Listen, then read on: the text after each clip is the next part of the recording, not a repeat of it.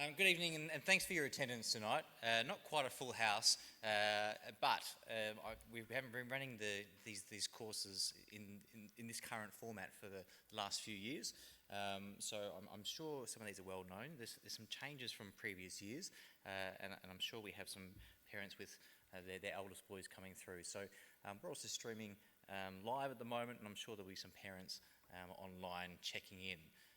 So hi, my name's Ray Hill. I'm the Director of Curriculum. This is my first year in the role. Previously I was Head of Maths at Hale. You might have been to some of my talks previously this year if you've had older boys or younger boys.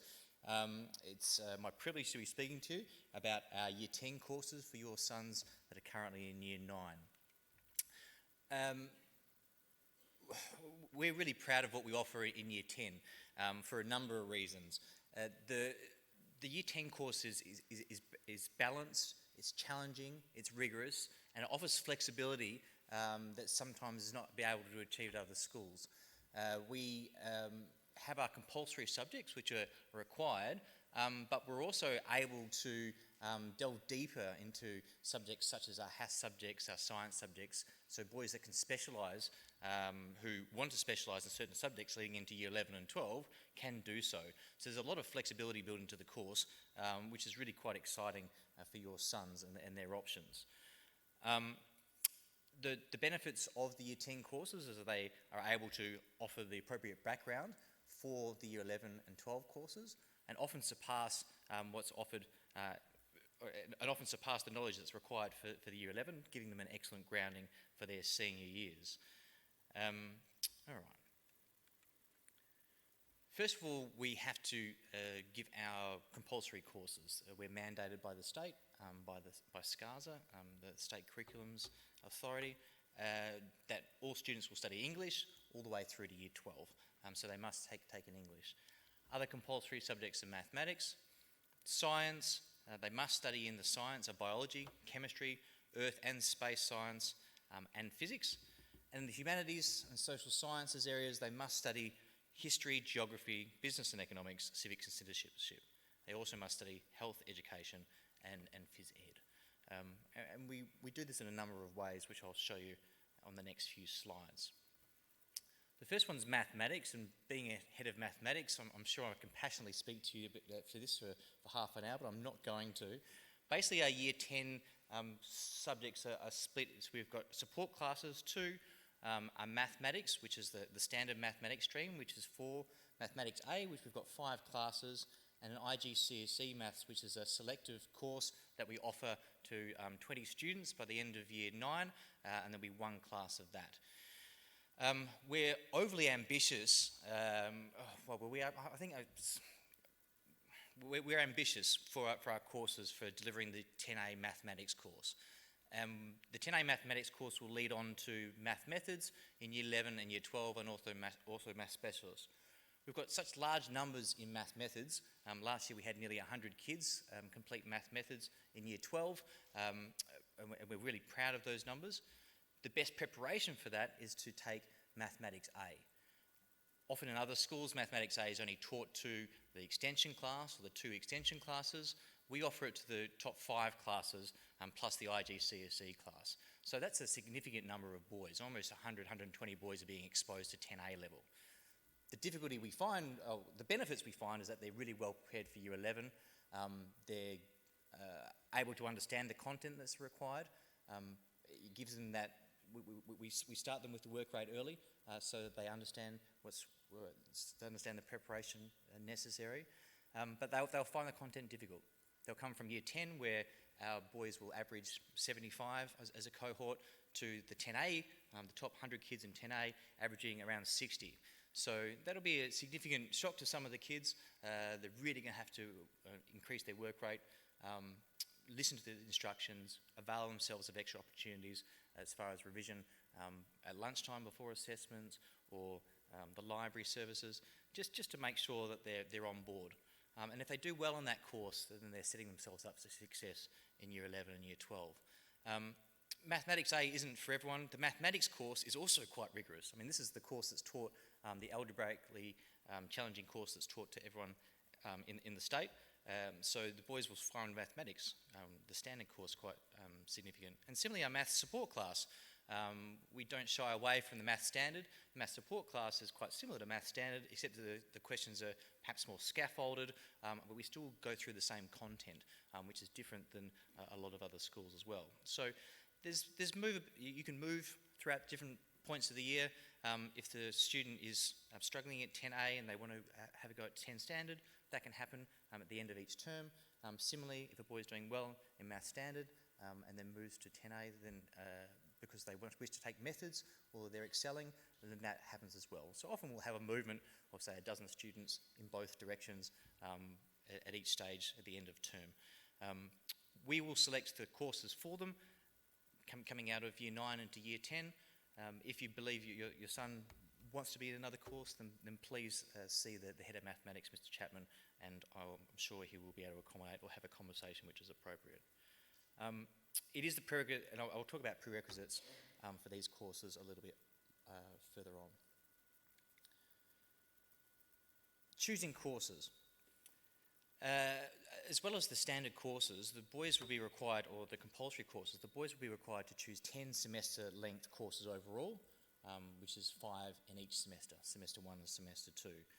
If a boy is chosen for curriculum support, then they'll select 8 semester-length courses, 4 in each semester.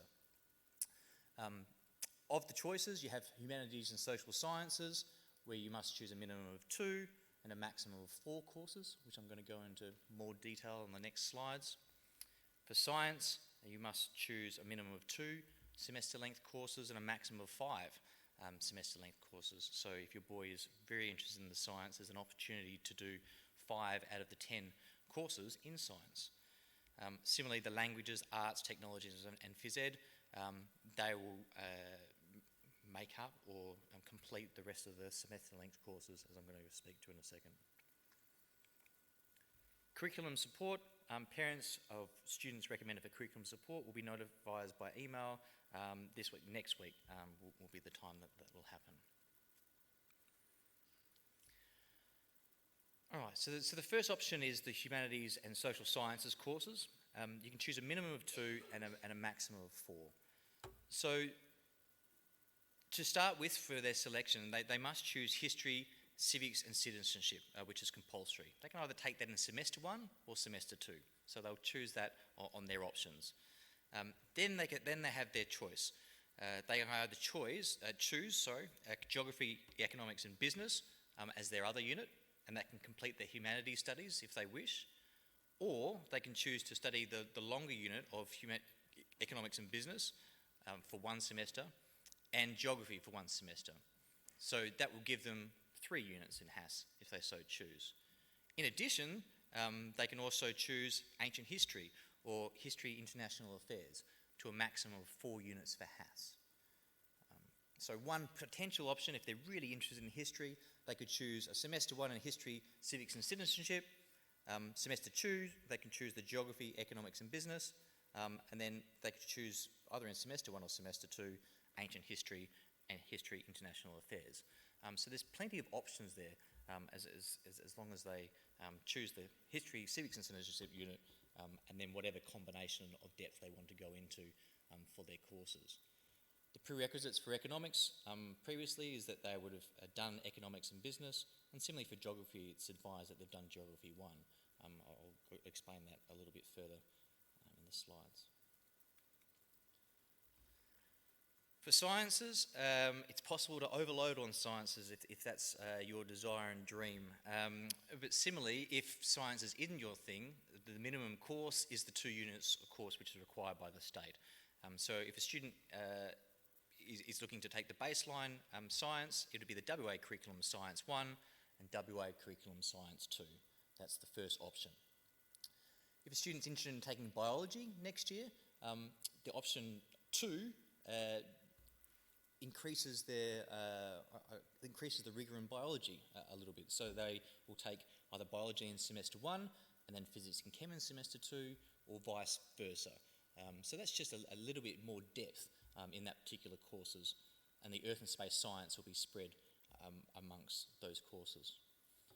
Option 3, the student must choose 3 semester length subjects where they would choose biology 1, Chemistry 1 and Physics 1 in the combination that they choose. We recommend that they balance them out. I wouldn't take them all in one semester.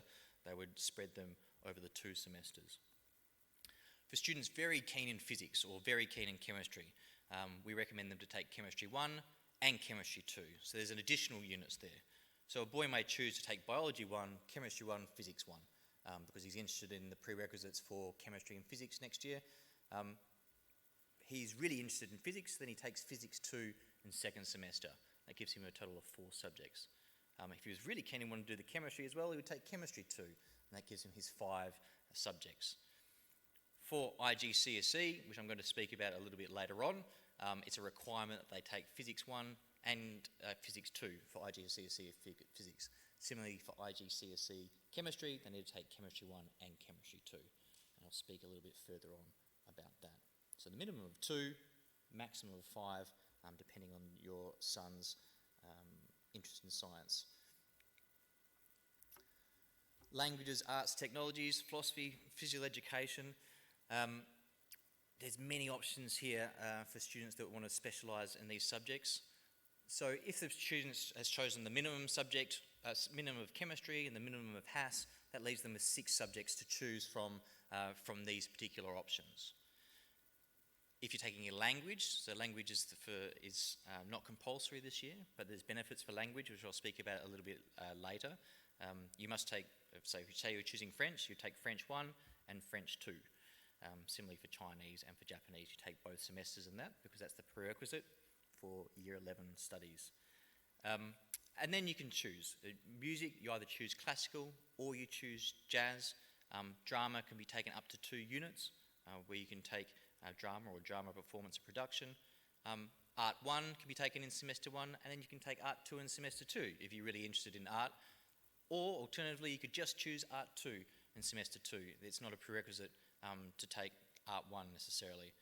Similarly with materials design and technology would, and 1 and 2, you can jump on and off of that depending on how many options that you have or how many units that you require.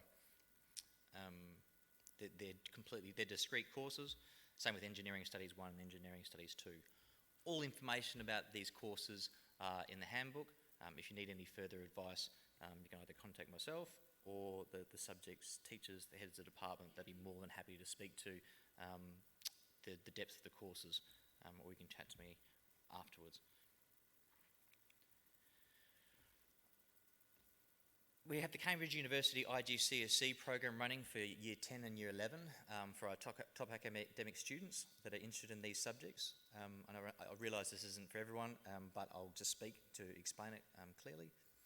So for boys choosing chemistry, IGCSE, what they'll choose is they'll choose Chemistry 1 and Chemistry 2, and then after completing those 2 units, doing the IGCSE studies, they'll be recommended by the chemistry teacher to continue that on to complete the exam, which happens in Year 11, halfway through the year, at certain stages. I'll go to the next slide. Same as IGC and mathematics. There's 20 boys. They'll complete IGCSE, which goes above the 10A content. It's quite rigorous, so they cover the 10A content at the same time. And then they'll enrol in math methods next year, completing the IGCSE work. The benefit of the IGCSE work is it covers all the math methods. They'll complete the math methods assessments, but they'll find them quite easy because they've covered most of the content in Year 10. They complete that and they continue on with their method studies. So that's a nice degree to have. Similarly, for physics, do Physics 1, Physics 2, and then they'll complete the exams in Year 11 whilst enrolled in physics.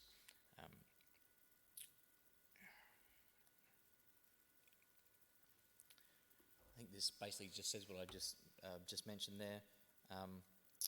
If you're interested in IGC chemistry, you must enrol in 1 and 2. Same with physics 1 and 2.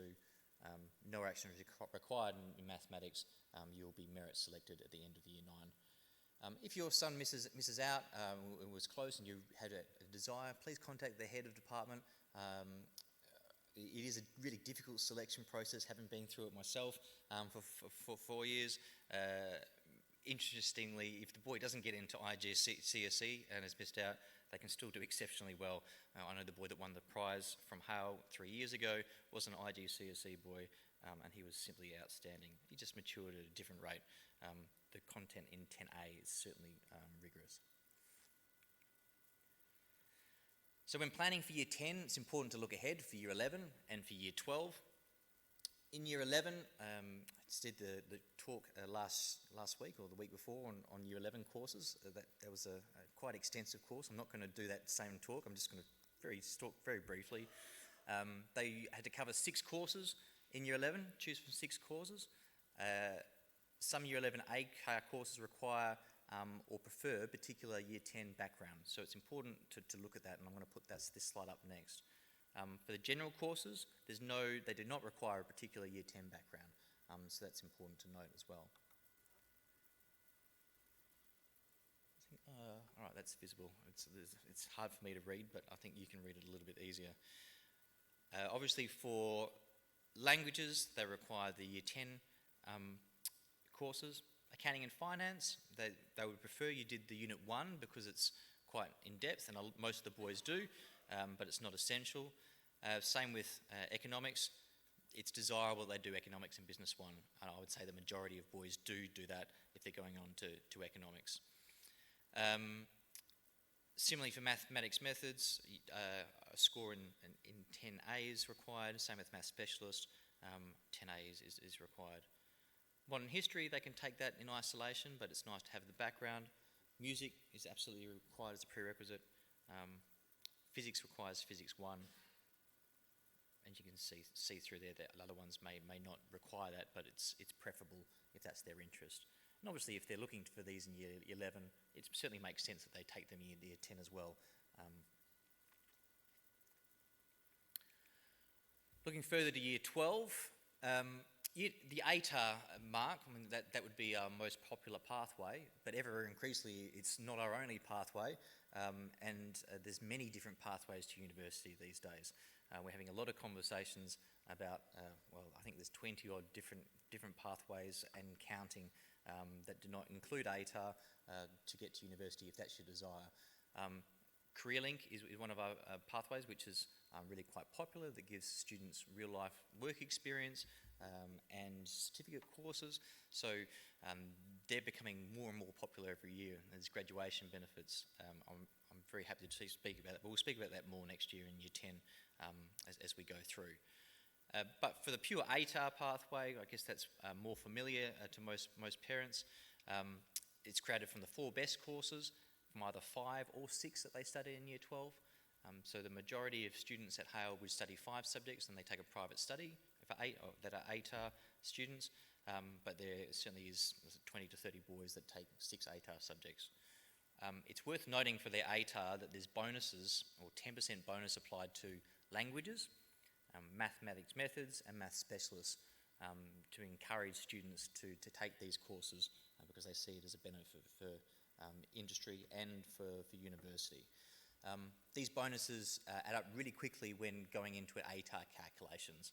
I'm just going to really briefly on the next slide show you the effect the bonuses have. It's important when choosing Year 10 subjects to be aware of this. So here's an example of a Year 12 student as they've gone through. They've chosen 6 subjects: English, geography, math specialist, math methods, chemistry, French. They've done very well with averages 75, 68, 69, 71, 62. To get their ATAR score and their TA score, they add up the 4 best marks out of 100, and they total, as you can see there, to 287. That's the tertiary entrance aggregate, which equates to an ATAR mark of 92.05. This means that they're better than 92% of students in the state, ATAR and non-ATAR, of Year 12 leaving students. So effectively they're in the top 8% of Australia, which is a very good result, and will get you into most courses. But because this student took math specialists, math methods and French, they have a bonus of 10% added on to their score. So for the 68 for math specialists, 10% of that is 6.8, and similarly the 10% for all those subjects. If we add them on in addition to their TA score, the tertiary entrance aggregate now becomes 306.9, which equates to an ATAR of 95.3. 95.3 now opens doors for scholarships to universities, direct entrance to certain pathways. So having the benefit of those bonuses makes a material difference to their ATAR score at the end of the day. It's worth noting that because boys have done, for things like languages, which if boys are thinking, umming or ahhing whether or not to do it in year 10, if they can do it in year 10, succeed, and then take that in year 11 and 12, it's often, there'll be bonuses for that in their final calculation. Important bonuses are applied irrespective of whether the subject is counted in the top 4 or not. For boys going into highly competitive courses such as medicine, and I realise that's not everyone, but there'll be a handful of people here that will be looking for that for their son, or their son will be aiming for. It's advisable that they take the subjects with the bonuses, because that's what other kids in the state will be doing, and to compete for those places, those bonuses are crucial. The total tertiary entrance aggregate is out of 430. So 400 is 100% for each of the subjects, and the 30 comes from the 10 bonus marks from those other subjects. If you don't take the bonuses, then you're limiting yourself for those extra 30 marks, which puts you a little bit lower on the scale. So I just wanted to make you aware of that. If the boys are, we don't need a language, well, maybe you do if that's your pathway, and similarly for the maths as well.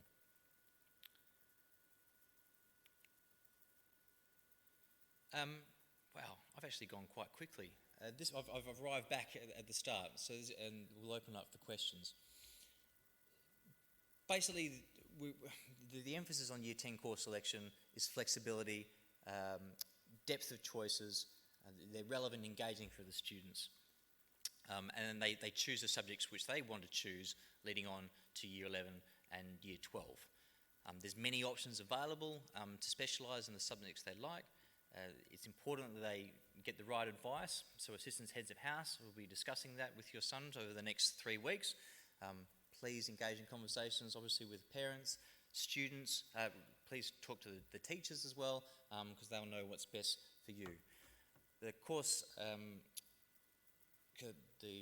Mr. Stephen Kernett, which is our career advisor, he's very happy to speak to any boys if they're looking for destinations and they want to know what they require as far as ATAR, career link pathway leading into their chosen profession. He'd be more than happy. He's extremely passionate in getting boys knowledgeable on their destinations. So he's an excellent point of call. Please make an appointment to see him over the next month if the boys unsure what they want to choose. Equally, I'm very happy to speak to boys about their options and the particular course that they'd like to choose. All right, I've gone quicker than I expected, which is probably good in some ways. So, are there any questions in general in nature which you'd like to ask, which you think might benefit the audience? Or else I can take questions individually afterwards. Yes?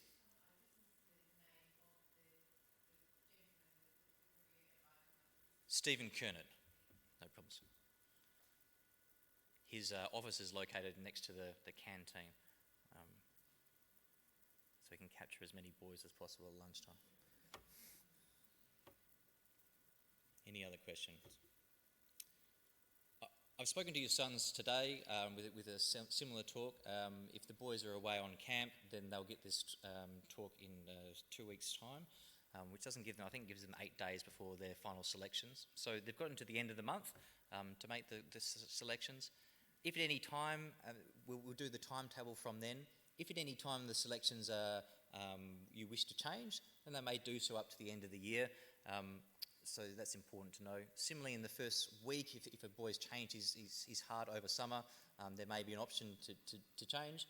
But generally in Year 10, once they've made those decisions, this is where they'll stay. There's probably a little bit more flexibility in Year 11, Year 12, but due to class sizes and numbers and teacher allocations, it's really important they get these selections correct at this particular time. I know there's a couple of boys that are wanting to change their Year 10 course now, 2 weeks into semester 2, and it's unfortunately just not possible for them. So where possible, get the correct advice over the next 3 weeks, and I'm sure the boys will do well. Okay, if you any individual questions, I'm very happy to take afterwards, but thank you for your time.